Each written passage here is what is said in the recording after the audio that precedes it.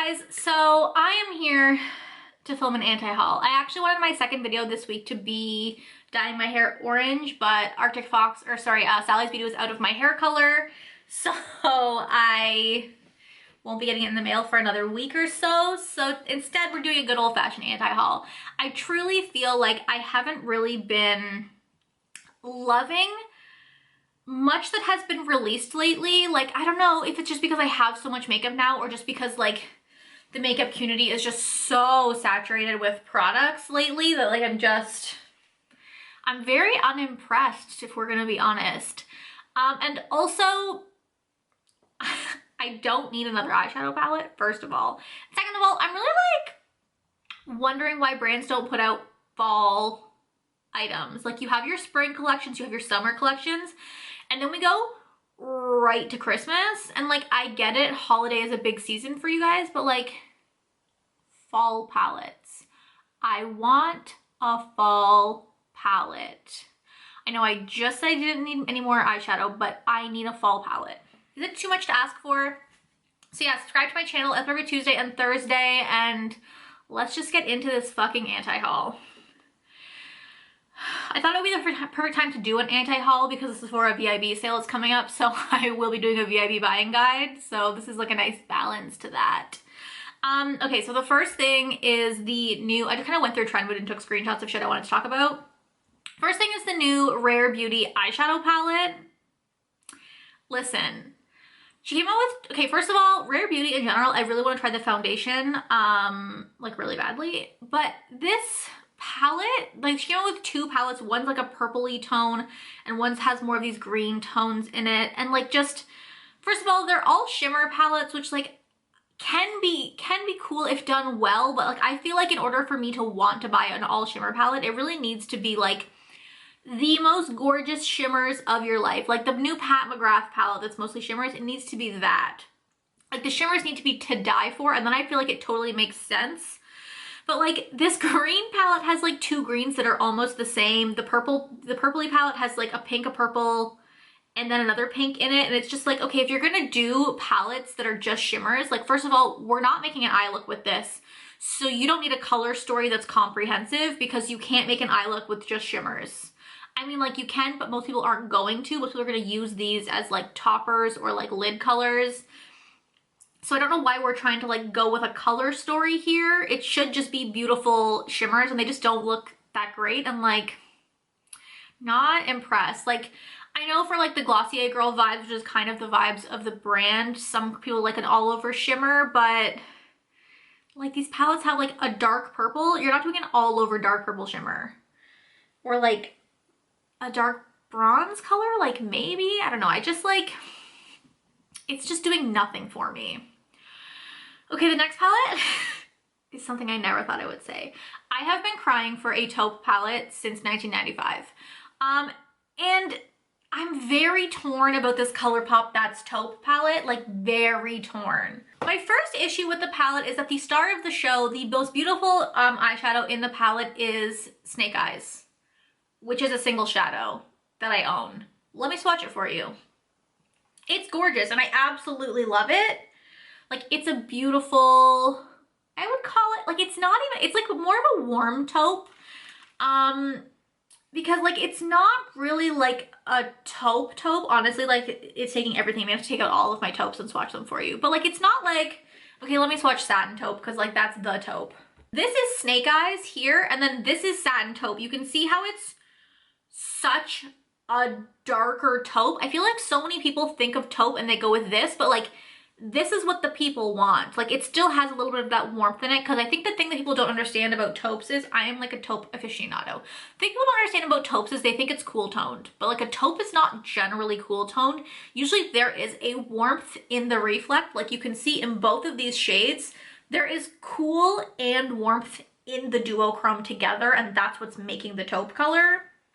Your girl is has been loving taupe since satin taupe, okay? So when I look at this palette, I think first of all, the first shade is not a taupe, but okay. The second shade looks more neutral toned than cool toned, and then the third shade looks cool toned. So like the third shade I'm into, I'm like, okay, that's a taupe. But then in the second row, the first shimmery shade does not look taupe at all. Like I think Snake Eyes is probably the lightest taupe I'd go in this palette, and that's lighter. And then the next shade, which is called Cold Blooded, looks more silver gray than taupe. And then the shades, Rocksteady looks nice. The shade Bedrock is literally an espresso brown, so I'm not really sure how espresso brown is taupe, but okay. And then the shade Constrictor looks nice, but it's kind of one of those like dingy browns that like, again, it's a brown. So like this palette is just falling flat for me, and part of me is like, well, maybe if I got it, I would like it. But then the fact that the most beautiful shade in the palette is Snake Eyes, which I, again, already own, is like kind of annoying. I don't like when they make palettes like this and they include a single shadow that is already in their collection in it. Or I would prefer if they did that, but then they had like all of these shades in their single shadow collection, so that I could look at this palette and say, okay, the only shades I like are Python and Rocksteady, and just buy them.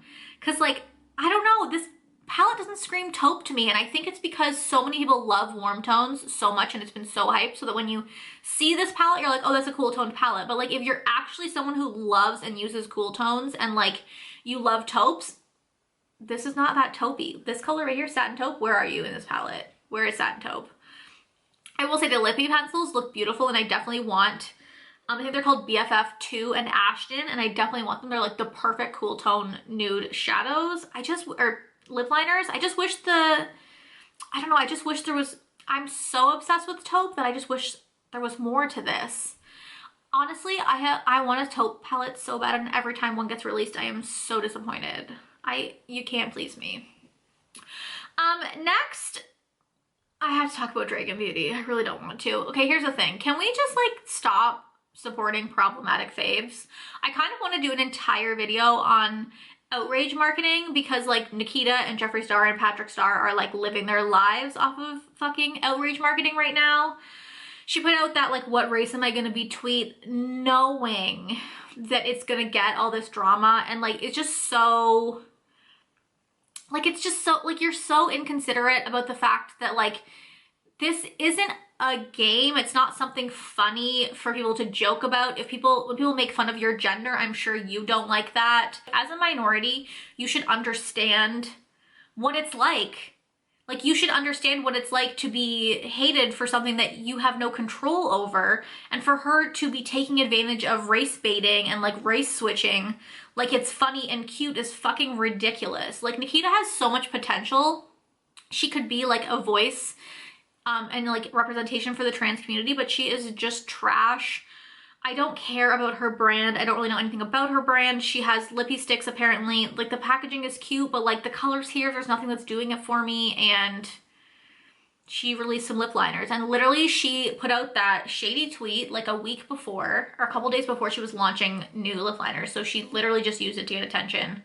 The Jeffree Star method. I'm tired. Let's all just stop giving them attention, please. Okay, next is this Natasha Denona palette. I literally took the screenshot and don't have what the name is, but I just I feel like she has put out so many palettes with like these dusty pinks and like greeny blues in them. Like, there was a palette that was put out like at the beginning of the pandemic that I wanted. I remember it sold out before the last Sephora sale because I was gonna buy it, and I've moved on now. It had some more like grays in it, but they were like green grays, and it had like these blush pinks in it. And like, here I am again. I just feel like it's the same palette over and over again. And yeah, I just like, can people stop putting out the same palette over and over again? I'm over it. Speaking of putting out the same palette over and over again, the Anastasia Soft Glam 2. Okay, like, I do like the idea of a mini palette, I won't lie to you, but like, this one just does nothing for me. Really, like, Sultry and Mulberry are the only colors that like I would care about.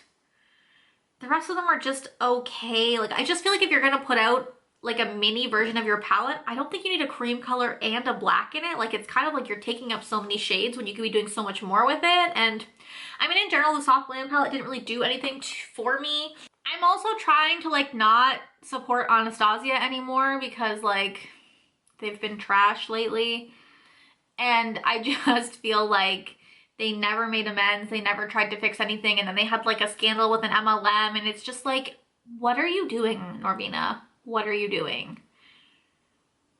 Black Moon Cosmetics put out this palette called the Urban Myth palette. And I will say the packaging looks really cute.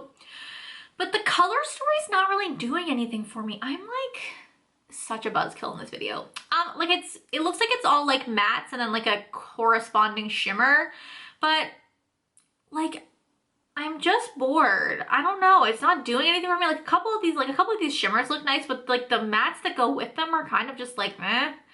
And like when I saw the swatches, they didn't look that great. I don't know anything about Black Moon Cosmetics eyeshadow palettes. I have their lippy sticks, but their eyeshadow palettes are doing nothing for me. Honestly, if you want a palette that's kind of like that, Shroud Cosmetics put out a palette called It's Freaking Bats. It's a collab with Butte Bean. I don't know who that is, but honestly, this color story is fucking gorgeous. Like these blues and greens, and like there's all like pukey greens and like more like teal greens and purples. Like this color story is gorgeous, and I feel like what that one could have been, but it just like wasn't as good. This one is so much cuter. And I have the Creepy Cute palette from Shroud Cosmetics. It used to be called Strobe Cosmetics. And I love this palette. It's so great. The shadows perform really well. And so like I'm sure that the same is happening for that palette. So I think that one's a way better one to look at than the Black Moon one. Lime Crime's putting out a Greatest Hits Classics palette. And like, listen, I won't lie to you. This palette looks gorgeous. Really, I just want the color like Venus and Divine. But here's the thing. Doe Deer, who was the old owner of Lime Crime, was trash. They had all that drama with, like, she had her own personal drama with like being a Nazi, and then they had their drama with like leaks and stuff, and like she also was like sending influencers like hate and like threatening to sue them when they were giving her negative reviews and stuff. Like, she's crazy. And so people stopped supporting Lime Crime, and then Lime Crime came out and was like, okay, well, Doe Deer has been replaced as CEO, but she's still on the board. She still holds shares. It's not like KVD Beauty at all, where KVD bought her out. She got her payout and she left. So she no longer makes money from the brand. Doe Deer still makes money from Lime Crime, and so while some of their makeup is cute, and I really do love her aesthetic, I feel like if you like that aesthetic, you could do KVD Beauty, which is not supporting Kat anymore, or you could do something like Melt Cosmetics, which is kind of like in that same vein, whereas this Doe Deer is still getting money from this brand. So again, let's stop supporting problematic people. But yeah, that palette is kind of cute. But like then when I look at the swatches, I'm just like, is it that cute? Like, it was cute for its time, but I also kind of feel like really you're just re-releasing some of your best eyeshadows. Like, make something new. Like, it just feels like Lime Crime hasn't come up with anything new. Like, it's very clear that Doe Deer, while she's trash, was the creative vision behind Lime Crime, and they don't know what the fuck to do now because they haven't really put out anything that's been like that amazing since she left. So whatevs. Revolution Cosmetics also came out with these Nightmare Before Christmas palettes, and like, I'm just not feeling them, you know? Like, first of all, there's a lot going on in these palettes, and I really hate when like color stories aren't arranged in an easy to use way, especially for a brand like Revolution. Like, you're clearly marketed to more like entry-level consumers. So I don't know why this color story is all over the fucking place. And also, like, I've had Revolution eyeshadow palettes in the past, and they haven't really done much for me. Like, there are some drugstore brands that like kill it in the eyeshadow game. Like, Elf Cosmetics has great eyeshadows, ColourPop has great eyeshadows, but Revolution has never really done it for me. Like, some of their palettes are very hit or miss, and I just think this color story is trash. And by Hocus Pocus instead. I know I did. I'm so excited for that to arrive to my house. Okay, I actually took a screenshot of this thinking it was the new House Labs blush bronzer duos, but it's actually a new Wayne Goss product called the Weightless Veil Blush Palette, and I hate both of them. So it's a little double combo. You know, I'm not a big blush person to begin with. I'm very like, I just like a warm toned blush, and so I find that because I like a warm toned blush normally, usually when it comes to palettes like this, I like something that's usually more catered towards medium or deeper skin tones, and then what happens is the highlighter in the palette or the bronzer in the palette don't work for me. So while I like having these options where, you know, there's like a blush and a highlight for every skin tone, I wish they would like let you maybe like create your own or switch them out or something, because like usually I like a deeper blush and then the deep highlight won't work for me because I'm so pasty. So yeah, just like, no thank you. Okay, next we have to talk about Makeup by Mario. Why was I so underwhelmed like this? How did Selena Gomez put out a better collection than you, Mario? I'm shook. First of all, we have to talk about the packaging. I've seen a couple of reviews of people being like, oh, well, like, you know, like the packaging is like sleek and it's like kind of like his vibe, which is like clean, and like, no, this packaging is boring. It literally, like, it's not, there's a difference between sleek and not doing fuck all with your packaging. It looks cheap. I don't care that it's embossed. I heard that some of them are embossed and some of them aren't. Like the smaller packaging is like just a sticker, whereas like the eyeshadow palettes are embossed. But like, again, I don't care. This packaging looks cheap, and if I'm gonna be paying high quality prices, I expect high quality makeup. Like I'm pretty sure his makeup is like the same price range as like Rare Beauty and Fenty Beauty, and their packaging is gorgeous. So like, get on their level. Like some people were comparing it to like Kim and Kylie's packaging, which is more simple, but like even Kim's packaging, while it's still simple, it definitely still looks high end. And like, I understand wanting to do monochromatic black and white, but you can do that without making your packaging look basic. Have you met NARS? Because their packaging is black and white and it's always fucking luxe and gorgeous. There are ways you can make your packaging look beautiful while still being minimalistic, and like, this just isn't it. Also, like the all matte palette is just a matte neutral brown palette. These like skin glosses, and even like the the eyeshadow primer where it's like a concealer and a powder in one, like most people already have that. And then there's like this like molten like mixing palette, which is why I think it's even funnier that he made this white, because he's a makeup artist and I feel like he's trying to bridge the gap a little bit, but he's also making this for makeup artists, and it's just gonna get so fucking dirty in their kit. And like, I just, like, mixing mediums with chrome eyeshadows is not really a new idea. Like Inglot had Duraline. There's so many other mixing mediums. Like it's like a little bit more innovative for Sephora because you don't see it a lot, but it does nothing for me. And it's one of those things that's like gimmicky and like cool. You're gonna buy it, you're gonna make a couple looks out of it, think it's cute, and then you're gonna put it back in your drawer and you're never gonna use it again unless you're a working makeup artist, and then it's gonna get dirty as fuck. So yeah, I was just like not impressed. And like, I like Mario. Like his Anastasia palette was like, remember the balls? Everyone fucking wanted that shit. And then now that makeup line. Okay, I am like as a whole over Too Faced palettes. Remember when Too Faced palettes were the shit and they kept putting them out and like no one could stop buying them? I'm so over it. They have like, what are these? Light My Fire and Kitty something to scratch, Salted Caramel, and Gingerbread Spice. Like they're all little mini palettes, which like a mini palette's like kind of a cute idea, but like these all look the same. Like they're all the exact same palette with like one pop of color slightly different.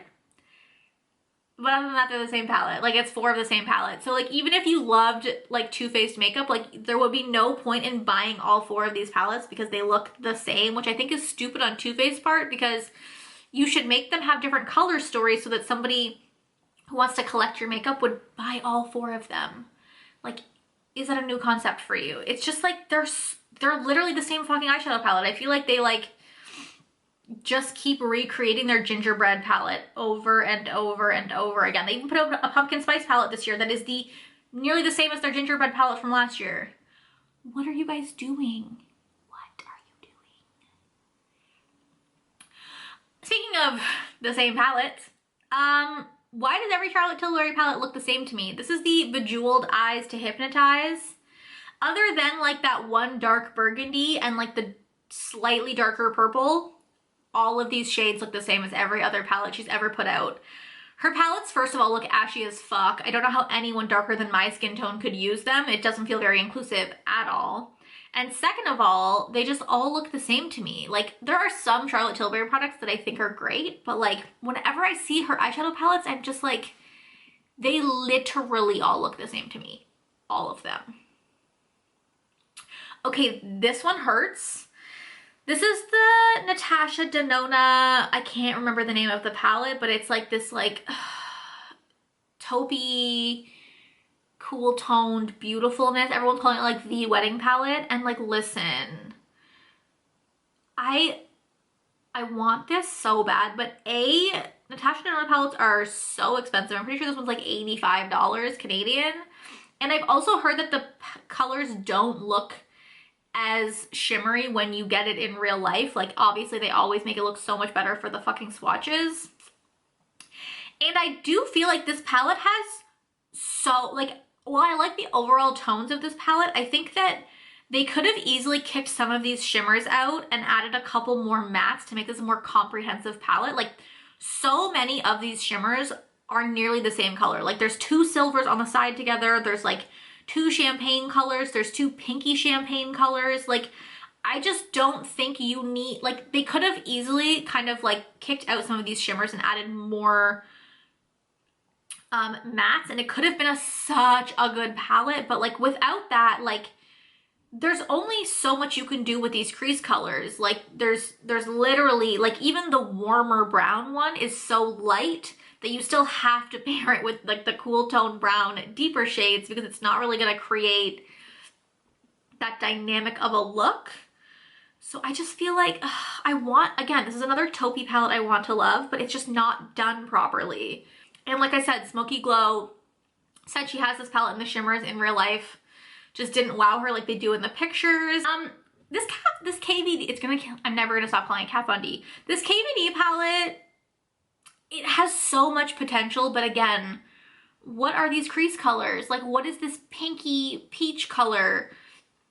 Do people know what the holidays are? Like, why are there no, like, some of these shimmers look gorgeous, but I just feel like these crease colors, again, you could have kicked out a couple, like 2 shimmers, because some of these shimmers are so similar, and you could have added a couple darker crease colors in, like a berry, and like an olive green maybe. Like, give me something. But like, what am I gonna do with a shimmery blue with only light tone, like a dark shimmery blue and only light tone crease colors? What am I supposed to do with that?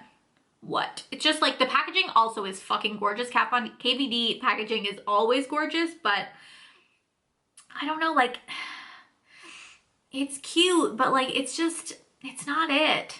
It's not it. Oh, and that is the end. That's the end of my screenshots. So that's my anti-haul. Yeah, just like eyeshadow palette wise, nothing has been doing it for me, really. Holiday palette wise, nothing has been doing it for me, really. So yeah, I'm gonna be putting up a buying guide for the VIB sale because it has been announced for the end of October. And I'm also gonna be doing, I think, like a dream, what am I calling it? Like, everything I want to buy from Sephora if I had unlimited money. Like, kind of like that. Like, I know for a while ago people were doing like those Sephora, if I had $1,000, would I buy at Sephora? I kind of want to do that for the VIB sale. Like, if I had unlimited money, what would I buy at the VIB sale? Like, my dream wish list. So those will be coming probably next week. And whenever I get my ColourPop order, there will be a ColourPop haul. But yeah, that is all of the things I don't want to buy. I know everyone thinks anti-hauls are like super negative, and if you wanted to buy something in this palette that I don't want to buy, get it, girl. I truly don't care. I'm just really picky, and I have so much makeup, so something has to like speak to my soul for me to want to buy it. So yeah. Thank you guys for watching. I hope you guys enjoyed this video. Let me know down below if there's anything that's been released lately that you want to buy, or anything like you hate that was released lately. Let me know how you feel about the taupe eyeshadow palettes. Is it just me? Do I have too high of standards for taupe? Because like, it's totally possible, but I don't think so. Thank you guys for watching, and I'll talk to you guys next time. Bye.